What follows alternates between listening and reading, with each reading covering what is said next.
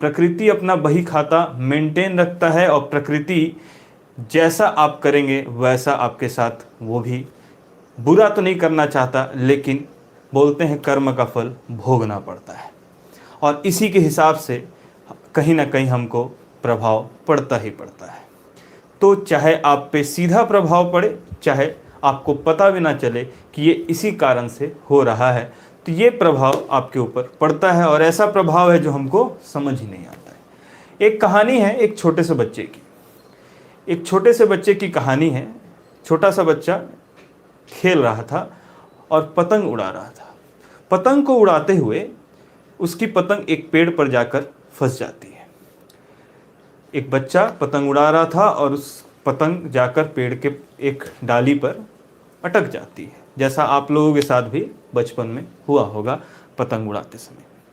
जब डाली में वो फंस जाती है तो वो उसको उतारने के लिए जाता है, और जब वो पतंग को उड़ाने के लिए वहाँ पतंग को जब लेने के लिए वो वहाँ जाता है, तो वहाँ पर उसको डाली इतनी ऊंची होती है कि वो कितना भी प्रयत्न कर रहा था लेकिन वो उसको हासिल नहीं कर पा रहा था। और यह प्रयत्न उसका कंटिन्यूअस, उसका प्रयत्न चालू रहा, कूदता रहा, क्योंकि आप भी जानते हैं कि हम एक पतंग को पकड़ने के लिए बचपन में कितने दूर जाते थे। उस 1 रुपये की पतंग जो आसानी से हमको मिल सकता था, उस 1 रुपये के पतंग के लिए हम लोग कितना दूर दौड़ते हुए जाते थे, और आज भी हम देखते हैं कैसा होता है। वो आनंद अलग ही आनंद था। तो समझ सकते हैं आप, उससे कंपेयर कर सकते हैं कि आपने भी ऐसा किया होगा। जब वो पतंग को पकड़ने के लिए वो पेड़ के पास पहुंचता है तो उस पेड़ को नीचे लाने की कोशिश करता है, लेकिन वो बच्चा इतना छोटा रहता है कि वो उसको नहीं हासिल कर पाता है। इस चीज को देखते हुए, कहानी एक काल्पनिक कथा है लेकिन इससे काफी अच्छा उद्देश्य छुपा हुआ है। हो सकता है आप ये कहानी सुने भी होंगे, लेकिन कहानी तो कहानी होती है, और इससे सुनकर आप कुछ सीख भी सकते हैं, और इसे लोगों को बताकर आप अपने आप को भी अच्छा बना सकते हैं, लोगों को भी बना सकते हैं। पेड़ की टहनी, पेड़ ने सोचा, उस बच्चे को देखकर, पेड़ भी एक जीवित अवस्था में पाया जाता है। हम सब जानते हैं कि पेड़ के अंदर भी एक जीवन होता है। पेड़ इस चीज को देखकर मुस्कुरा भी रहा था और खुश भी हो रहा था। यह पेड़ फिर क्या बोला कि क्यों ना इस बच्चे की मदद की जाए, और पेड़ ने उस डाली को नीचे झुका दिया, और अचानक उस पेड़ की डाली को झुकते हुए बच्चे को तो कुछ समझ नहीं आया, बच्चे ने उस पतंग को अपने आप हासिल कर लिया। साथ ही साथ पेड़ ने, वो पेड़ था आज के सीजन, जो आज का सीजन चल रहा है आम का, पेड़ ने एक आम तोड़कर भी उसे गिरा दी अपने आप, और उस बच्चे ने लेकर उससे खुशी मनाने लगा और उसको लेकर चला गया, और इसको देखकर उस पेड़ से उसकी दोस्ती हो गई। अब यह जो दोस्ती उन दोनों के बीच में थी, ये दोस्ती गहरी होती गई। ये दोस्ती ऐसी दोस्ती थी जो हम समझ सकते हैं कि ऐसा हो भी सकता है कि नहीं, लेकिन ये एक दोस्ती थी। दोनों के बीच में बहुत अच्छी दोस्ती हो गई, और बच्चा हमेशा उस पेड़ के आसपास आकर कूदता था, खेलता था, सब का।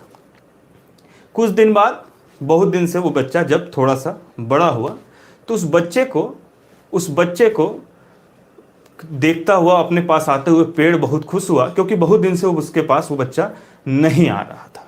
जैसे ही वो बच्चा उस पेड़ के पास पहुंचा तो उस पेड़ ने उसको बोला कि क्या और कैसे, बहुत दिन से नहीं आ रहे हो, आओ मेरे साथ खेलो, मेरे साथ बात करो। तो बोला कि अब मैं बड़ा हो गया हूँ, मुझे खेलना नहीं है आपके साथ, मुझे अब खिलौनों से खेलना है, लेकिन उन खिलौनों को खरीदने के लिए मेरे पास पैसा नहीं है।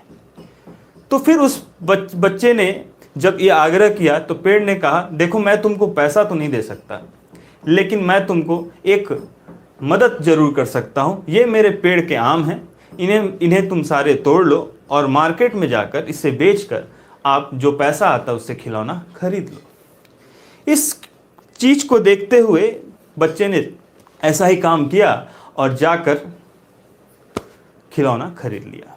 फिर कई दिनों तक बच्चा पेड़ के पास नहीं आया। करते करते समय गुजरते गया।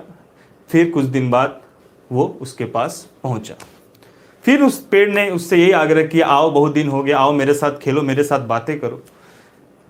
लेकिन वो बात करने में कोई इंटरेस्ट उसको नहीं था। उसने कहा कि मुझे बात करना खेलने का भी समय नहीं है, मैं बहुत दुखी हूँ, मेरे पास घर नहीं है, मुझे घर बनाना है और इस घर को बनाने के लिए मुझे पैसे की ज़रूरत है। तो पेड़ ने फिर से कहा कि मेरे पास पैसे तो नहीं है, एक काम करो, मेरी जितने भी डालियाँ हैं, मेरी जो डालियाँ दिख रही हैं, ब्रांचेस हैं, उन सबको काटो, इससे जाकर ये ज़रूर कुछ ना कुछ आपके घर बनाने में मदद कर देंगी।